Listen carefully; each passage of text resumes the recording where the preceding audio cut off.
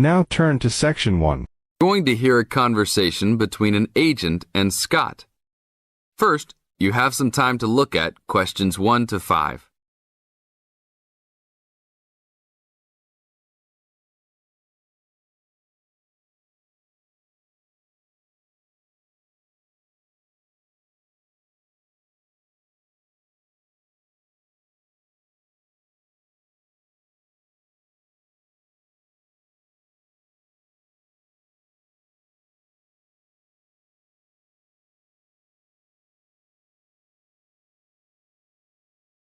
Now listen to the tape and answer the questions. 1 to 5. Howdy, what can I do for you? I'm here to ship some things back to China. Okay, we can do that. Shipping things back, eh? Have you lived there before? Yeah, I lived there for 3 years and came back 2 years ago. Now I'm going back to start my own business. Really? Did you ship things with us last time? No, I used a Chinese shipping agency. Well, I'll just let you know that rates have changed recently. So I don't know if they'll be comparable to what you paid before. It doesn't matter to me. My company's paying for it. Aha, then it's nothing off your skin, right? Okay, I'll need your name and where you need to go to pick up the items to be shipped. My name is Scott Linder, Linder, and I live in upstate New York, Saratoga Springs. Oh, sure, I know that place. I go to the races there. Great town. What's the zip there again? 770425. And the street address is 412 West Lake Road. 770425 Westlake, got it. And how big of a container are you going to be looking for? Well, I didn't have a container last time, and I don't think I'll need one this time. I think that I'll have about 6 cubic meters. We can get a subsection of a container then. How big is that? It's 2 meters wide and 3 meters long. 2 meters high, right? Yes, sir. Now look at questions 6 to 10.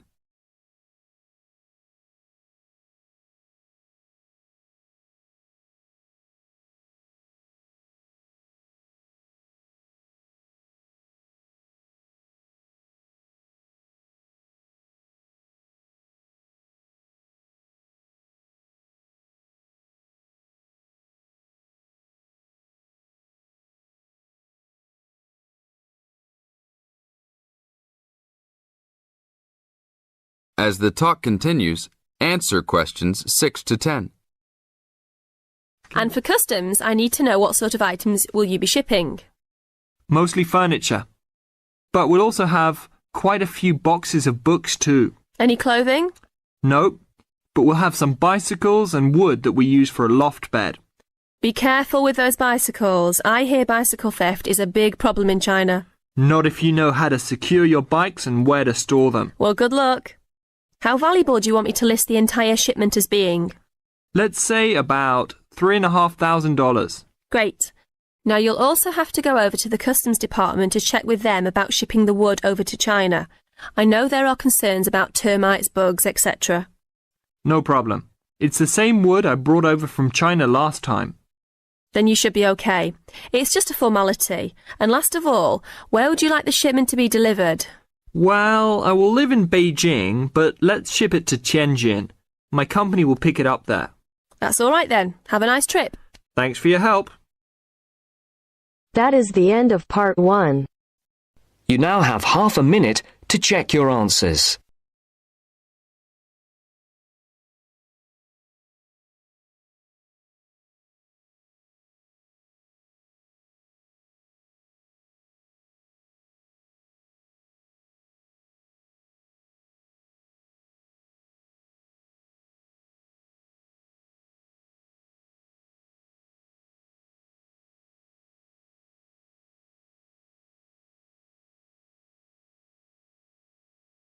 Now turns to part 2. Part 2. You will hear a talk by a tour guide. First, you will have some time to look at questions 11 to 17.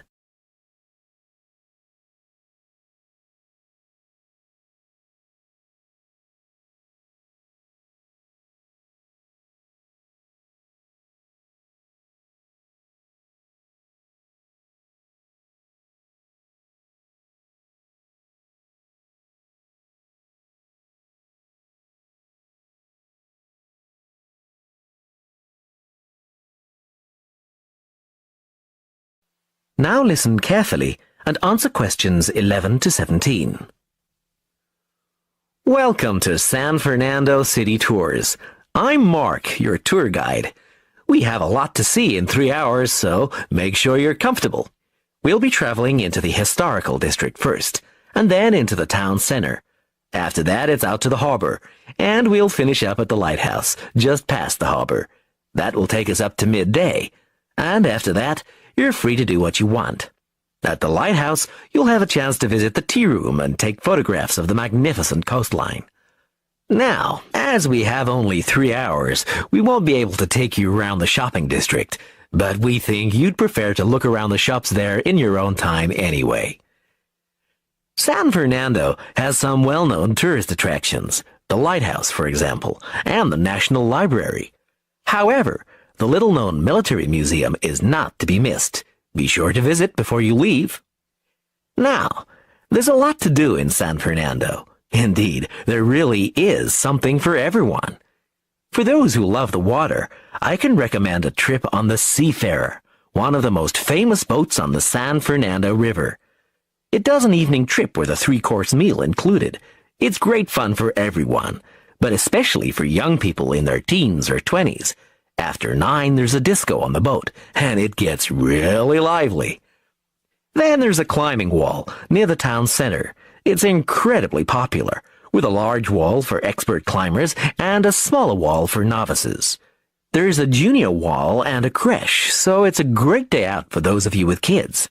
And if you like walking, there's some great walking tours. The City Sights tour is highly recommended, as is the walking tour by the coast. But that one's only for the fit, not really suitable for children or the elderly. For more mature people, or those less able to get around, I would suggest a tour around the vineyards. It can be done in the luxury of a coach, and it's a wonderful way to explore the region's wines. Before you hear the rest of the talk, you have some time to look at questions 18 to 20.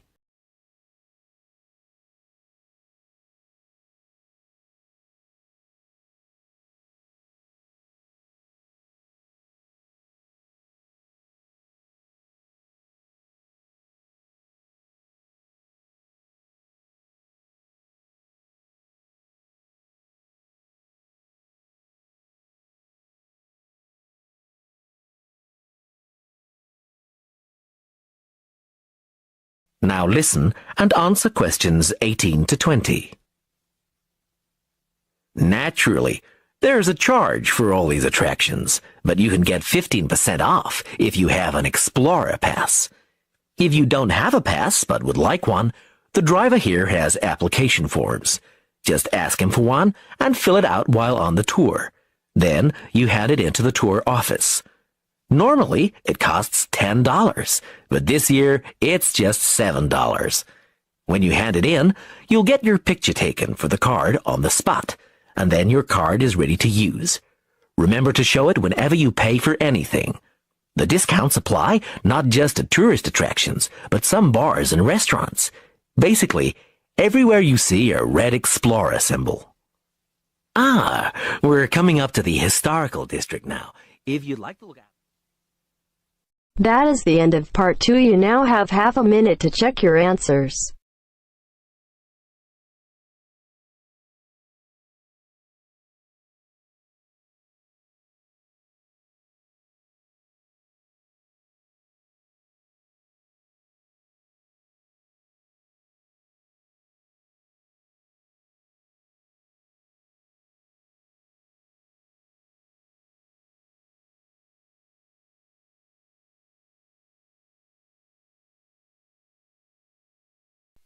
Now turns to part 3. Part 3. You will hear a conversation between Helen and her tutor. First, you have some time to look at questions 21 to 25.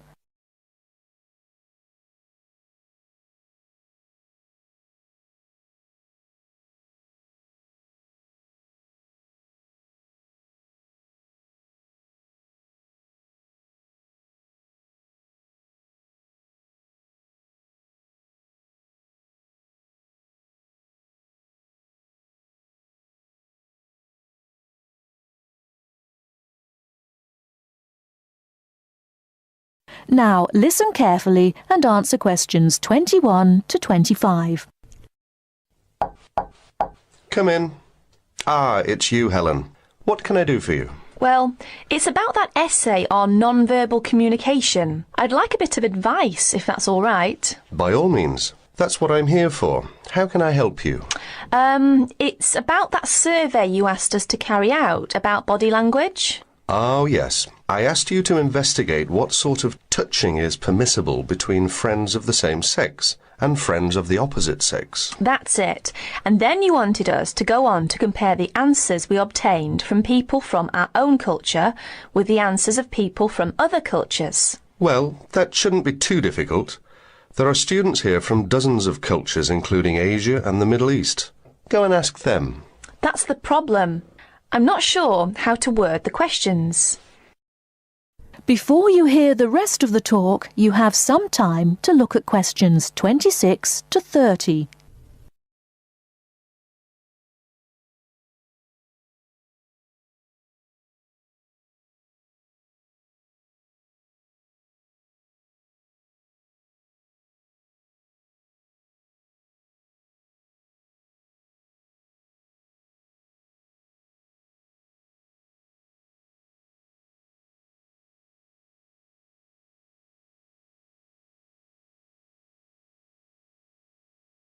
Now listen and answer questions 26 to 30.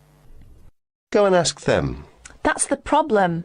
I'm not sure how to word the questions. I think I've got far too many. People don't want to be bothered answering them all. Is that the list of questions you have with you? Let's have a look. I see. Your basic idea is fine. You've got a checklist of the parts of the body we mostly use to touch people with, and a checklist of the parts of other people's bodies that we usually touch. But you don't have to go right through the list asking a separate question about each item. You can make your questionnaire much shorter if you ask open questions. Open questions? What are they? Sometimes we call them WH questions. What, when, where. Those are examples. Oh, I see. Yes, we learned about them in grammar. I hadn't realised how useful they turn out to be. I could just ask one open question about each subject and tick the answers I receive. That's right. Now, let's have a look at the list of parts of the body you're going to ask about. I see. You've got the head, arm and hand, and, oh, it's over the page, the back, leg and foot. What about the shoulder and the thigh? They're important areas, and there are some others you should include too. Oh, yes, of course.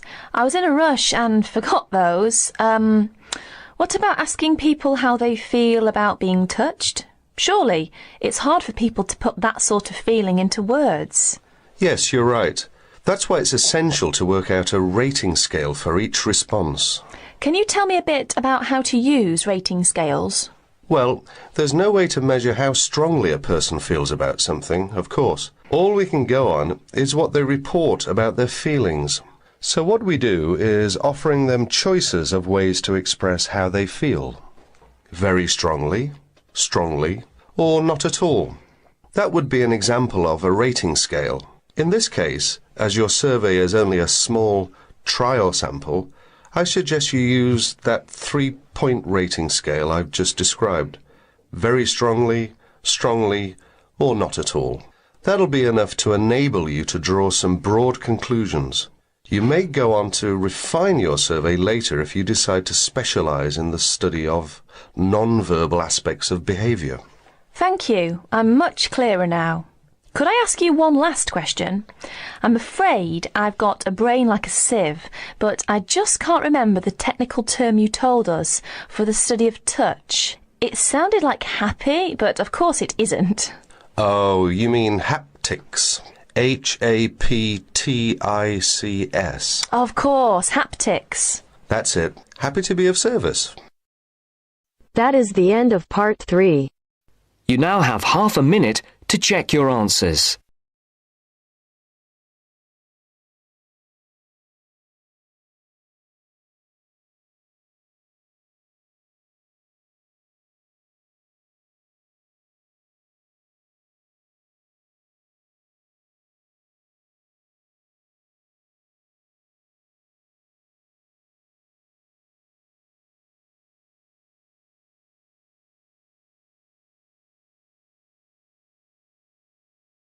Now turns to Part 4.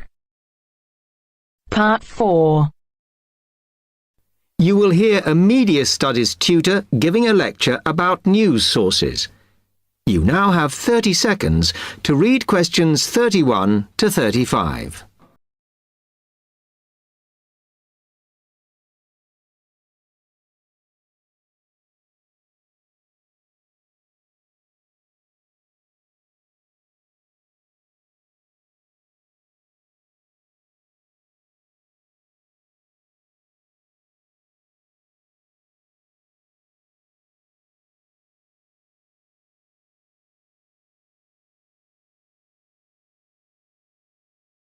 Now listen carefully and answer questions 31 to 35.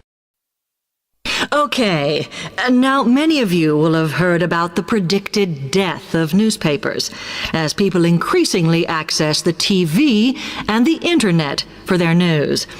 Today, I want to look at the USA, which has very advanced news sources, to see if this is actually true. In the USA, the main news sources without doubt are TV, the internet, and the press. That is, traditional newspapers. And although they are each surviving and growing, they are also changing. Obviously, TV news has been around for a while, and the early evening bulletins when people get in from work are very popular. I suppose we traditionally think of the morning newspaper arriving on our doorstep with the daily news. Interestingly, this is not borne out by the statistics, which show that readership in the U.S. is much higher when people have time to relax, when they're not working, especially on Sundays. The internet is also a popular weekend activity, but shows no variation with weekday access. So people are using the different sources in different ways. Interestingly, local radio has been hit less by the grip of quite strong local newspapers than by the internet, which is seen to offer a better regional service. But just because the internet is seen as the new force in news media does not mean it is dominant. Television has, of course, been global for a while. But now technological changes, which have fueled the rise of online news, have also allowed newspapers to print and distribute editions across the world. In fact, Internet news, which is seen as the big competitor for traditional markets, does not offer that much variety. Often, the sources are the online versions of the newspapers, whereas television, in order to offer something different, has had to come up with a much more mixed bag of reporting, from hard news to light reports on celebrity events. Another issue is reliability. The internet is virtually unregulated, so anything can be reported there, whether true or not. Journalists on newspapers have fought a long, hard battle to fight intervention and to retain the freedom of the press. Television, however, is seen as critical to political power and has become subject to harsh controls about what it can or cannot say. You now have 30 seconds to read questions 36 to 40.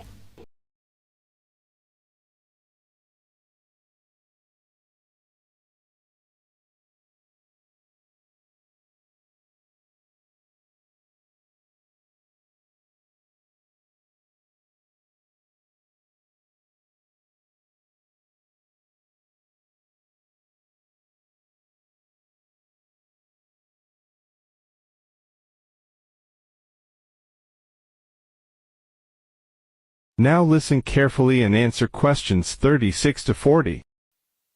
Now, one very critical factor in keeping newspapers alive and well in the USA has been their approach to advertising. Obviously, newspapers are heavily dependent on advertising revenue, and they have become more and more imaginative in what they offer, in order to make sure that advertisers use them and not other news sources. This has meant that, contrary to popular belief, newspapers now have a significantly higher profit margin than the rest of American industry. So, how have they managed to raise advertising revenue in this way? Well, they have put a lot of effort into developing and maintaining a very strong association with the retail trade. And they've come up with a winner. A critical tool in their sales plan has been suggesting that the adverts they run can have vouchers. This has been enormously effective because they have found that not only do more people buy the paper to get the discounts, but also that this inevitably means much higher sales for the clients who advertised. As well as doing this, the newspapers have also introduced aggressive sales campaigns over the last few years. This has resulted in a significant and continuing rise in the number of advertisers prepared to pay the extra for full-page ads. So, what I would like to move on to...